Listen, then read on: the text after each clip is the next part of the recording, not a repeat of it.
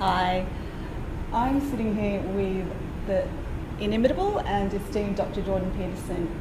If you haven't been following the last couple of years, you might be hiding under a rock or surfing some other slipstream dimension.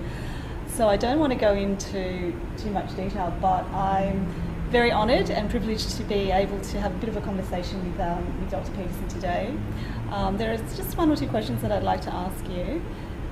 With regards to the fiasco with the Cathy Newman interview, and talking about journalistic integrity and how that sort of ramped up what you were talking about yesterday in the VIP area about the media now sending out a memo saying, well, this is not how to do interviews. What are your thoughts? Can you elaborate on the demise of journalistic integrity or the death of journalistic integrity? Well, I don't know so much if you can characterize it yet as a demise. It's certainly a transmutation, because journalism is taking all sorts of new forms. It's emerging in many new forms online, in print, and also on YouTube and in podcasts. But we're definitely in the midst of a technological revolution, and I think that there's a proclivity on the part of the traditional media, let's say, to panic, to fail, and to use increasingly desperate means of attracting attention while that's occurring.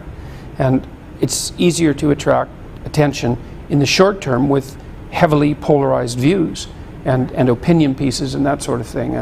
And it's like clickbait, I suppose. That's right. It's the mainstream media equivalent of clickbait.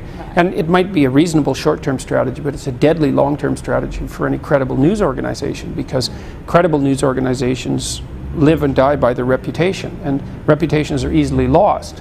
And so I think that what happened with the Channel 4 interview was it was an example of journalistic reputation being lost, because there was almost a complete disconnect between the person that Cathy Newman thought she was talking to and me.